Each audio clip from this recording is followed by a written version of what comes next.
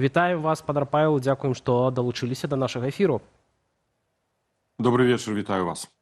Ну, сапраўды, калі ў Беларусі так небяспечна і Польшча заклікае сваіх грамадзянаў неадкладна пакінуць тэрыторыю Беларусі, то навошта было адкрываць гэтыя межы? Ну, давайте паспробуем прааналізаваць. Я думаю, тое, што сёння заявіў міністр унутраных спраў Польшы спадар Кірвінскі аб тым, што гэта неўпэўнены кансэнсус па адкрыцці пагранічных пераходаў на беларуска-польскай мяжы, сведчыць пра тое, што тыя, можа, дамоўленасці, якія пад дываном былі дасягнуты афіцыйнай Варшавай з рэжымам Лукашэнкі, не выконваюцца з боку рэжыму Лукашэнкі. Мне падаецца, што гэта з аднаго боку месседж рэжыму Лукашэнкі, што Польша можа тэарэтычна вярнуцца да пытання зноў закрыцця пагранічных пераходаў на мяжы, а месседж таксама польскім грамадзянам: не патрапце ў пастку, як гэта адбылося мінулым разам, калі з 12 верасня былі закрытыя пагранічныя пераходы, бо шмат грамадзян Польшы засталося менавіта па тым баку мяжы на тэрыторыі нашай краіны Беларусі. Мы памятаем гэтую гісторыю з польскімі перавозчыкамі. Больш за 1400 польскіх фур, як сцвярджаў мытны камітэт Беларусі, знаходзілася з тэрыторыі Беларусі. Гэта не ўлічваючы проста грамадзян Польшы, якія выязджалі ў розных мэтах на тэрыторыю краіны, пры тым, што іх колькасць абмежавана выязджае. Таму гэта пасыл грамадзянам: не трапляйце ў пастку. Зразумела, тое, што кажа МЗС Польшы, пасольства Польшы ў Мінску, гэта фактычна нулевыя альбо мінімізаваныя магчымасці консульска-прававой дапамогі грамадзянам Польшы у надзвычайных сітуацыях на тэрыторыі Беларусі. Гэта звязана з адмысловым затрыманнем, палітычна матываваным, без нейкіх праўных падставаў. Прыклад апошні — гэта Гжегаш Гавел, той манах каталіцкі, які быў затрыманы нібы за шпіянаж на тэрыторыі Беларусі. Так што тут, я думаю, што два месседжы, якія дасылае Польша, кіруючы ў рэжым, і другі месседж — гэта да грамадзян. Яшчэ я прапаную... Чаму ж не атрымалася дасягнуць гэтых дамоўленасцяў з Менскам, афіцыйнай Варшаве? Так разумеем, што гаворка была пра Анджэя Пачобута, пра, магчыма, змяншэнне міграцыйнага крызісу, ці Менск такім чынам проста не захацеў паказаць сябе ў злым свеце, капітуляваным перад Варшавай, або прычыны больш глыбокія, як вы гэта бачыце? Я бы не стаў сцвярджаць, што не атрымалася. Давайте просто мець больше цярплівасці і паглядзім, як будуць развівацца падзеі бліжэйшымі днямі, магчыма, і тыднямі. Я разумею, што пры падобных сітуацыях, калі я быў амбасадарам у Польшы, адбывалася непасрэдная, закрытая, сакрэтная камунікацыя, сустрэча, у мой час на ўзроўні дзяржсакратара Савета бяспекі і кіраўніка Бюро нацыянальнай бяспекі Польшы з удзелам прадстаўнікоў Міністэрства замежных спраў, і дзе шукаліся выхады з таких крытычных сітуацый. Я могу думаць, я не ведаю такой інфармацыі, але могу думаць, што ўсё ж таки такая сустрэча мела месца на высокім узроўні, не ведаю, хто мог бы ў ёй удзельнічаць, альбо калі нават не было непасрэднай сустрэчы, то гэтую ролю пасярэдніка, напэўна, гэта 100%, выконваў Кітай. Міністр замежных спраў Китая знаходзіўся ў Варшаве, сустрэўся з прэзідэнтам Наўродскім і міністрам замежных спраў Сікорскім, і высокі прадстаўнік партыйнага кіраўніцтва Китая знаходзіўся ў Мінску і ў 4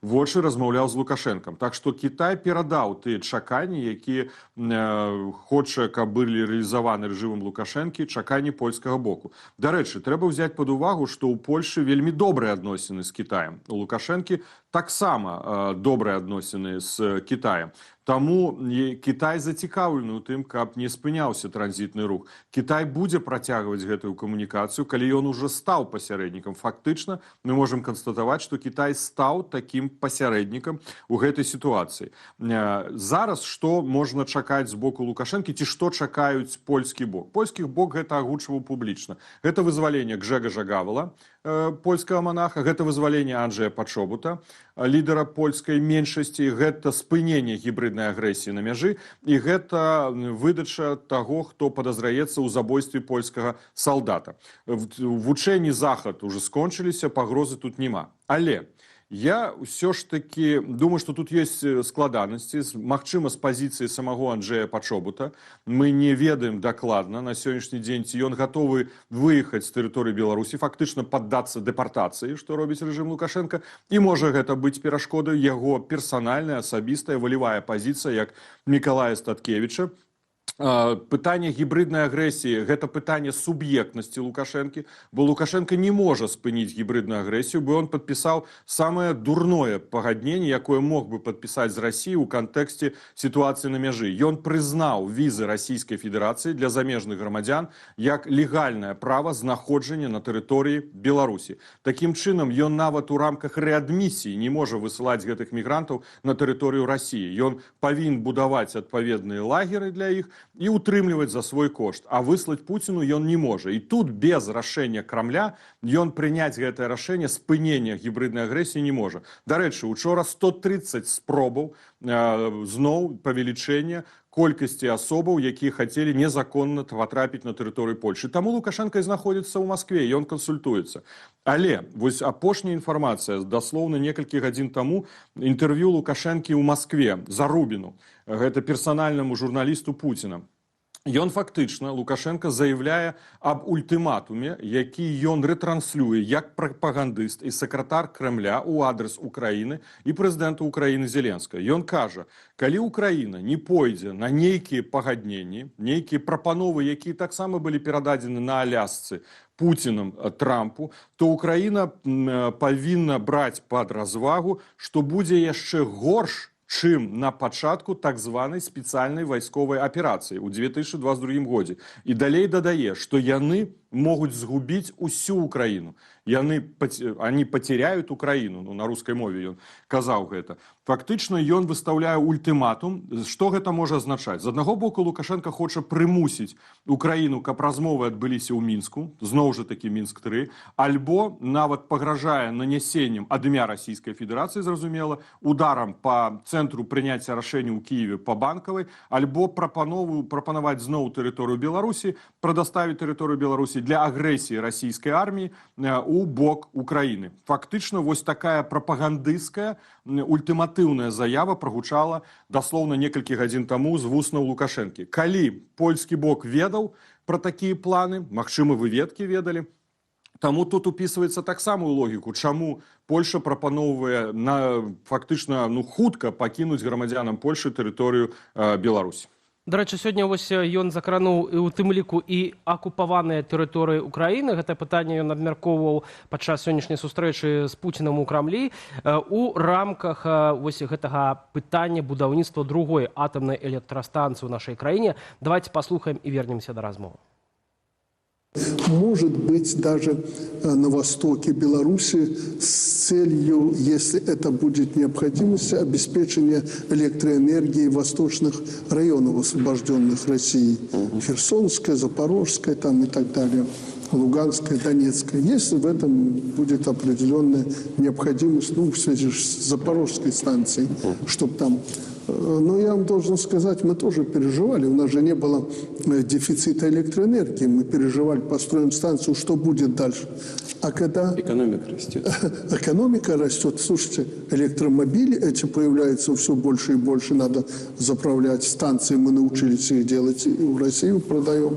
И самое главное, что мы проэкспериментировали, уже был дома жилые. Заменили на электричество.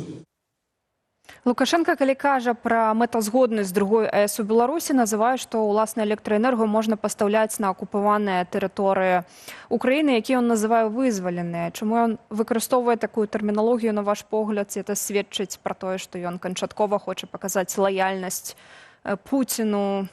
Чым можа крыцца сэнс? Я не думаю, што мы павінны гэтаму з'яўляцца. Лукашенко з'яўляецца адказным за агрэсію супраць Украіны, пачынаючы з 2022 года. Ён заўсёды быў хаўруснікам России у войне, у розных формах прадстаўлення тэрыторыі, выкарыстання тэрыторыі Беларусі для ракетных абстрэлаў, авіаудараў, выкарыстання паветранай прасторы для нанесення удараў дронамі, гэта вытворчасць зброі ў інтарэсах Расійскай Федэрацыі, навучанне мабілізаваных расійскіх жаўнераў на тэрыторыі Беларусі, дэзінфармацыя, акты сабатажа і дыверсій на тэрыторыі еўрапейскіх краін, якія дапамагаюць Украіне. Так што тут няма нічога новага. Это яшчэ раз сігнал нашым заходнім партнёрам, што Лукашенко хаўруснік Крамля у вайне агрэсіі супраць Украіны, і ён нясе усю паўнату адказнасці за пачатак агрэсіі і за працягвання гэтай агрэсіі. Што тычыцца прапановы пабудаваць чарговую атомную электрастанцыю, давайте шчыра скажам беларусам, гэта чарговы карупцыйны праект асабіста сям'і Лукашэнкаў. Іх мэтай з'яўляецца наступная: з аднаго боку, праз атрыманне чарговага траншу крэдытаў, ну, напрыклад, ацэнім 10 мільярдаў долараў США, колькі каштавала БелАЭС першая, ён фактычна будзе напампоўваць эканоміку Беларусі, ну, ствараць магчымасці вытворчасці дзеля таго, каб уратаваць падаючы унутраны валавы прадукт, гэта забяспечыць унутраны рост эканомікі Беларусі, для яго гэта важна, а па-другое, гэта карупцыйная схема, з якой фактычна будуць нажывацца яго сям'я, а таксама бізнесмены, якія беларускія, якія будуць саўдзельнічаць у будове гэтай другой беларускай атамнай электрастанцыі. І гэта велічэзныя грошы. Лукашенко хоча ўратаваць сваю ўладу праз гэта і хоча зарабіць чарговы раз на карупцыйных схемах. А тое, што ён прызнае фактычна вызваленнем тэрыторыі Украіны, гэта пытанне ўжо да украінскага боку. Я думаю, што тут павінна быць адпаведная заява і дзеянні украінскага боку, у тым ліку і прыцягненне Лукашэнкі да адказнасці за вываз украінскіх дзяцей. Я вельмі разлічваю на афіцыйны Кіеў, на прэзідэнта Зеленскага, на ўрад Украіны, што яны падтрымаюць усе тыя матэрыялы, дабавяць свае матэрыялы, і Лукашэнкі будзе выдадзены ордэр на арэшт за дэпартацыю украінскіх дзяцей, і што ў ствараемым спецтрыбунале за агрэсію супраць Украіны Лукашенко будзе прыцягнуты да адказнасці, ну і што Украіна, як член міжнароднага крымінальнага суда, будзе падтрымліваць адказнасць Лукашэнкі за злачынствы супраць чалавечнасці, супраць беларускага народу, бо Украіна, як ужо сябар МУС, і сябар рымскага, падпісаўшы рымскі статут, мае тут больш магчымасцяў. Мы разлічваем, што тут Украіна будзе на баку тых беларусаў, якія змагаюцца за дэмакратыю і за адказнасць гэтага злачынцы.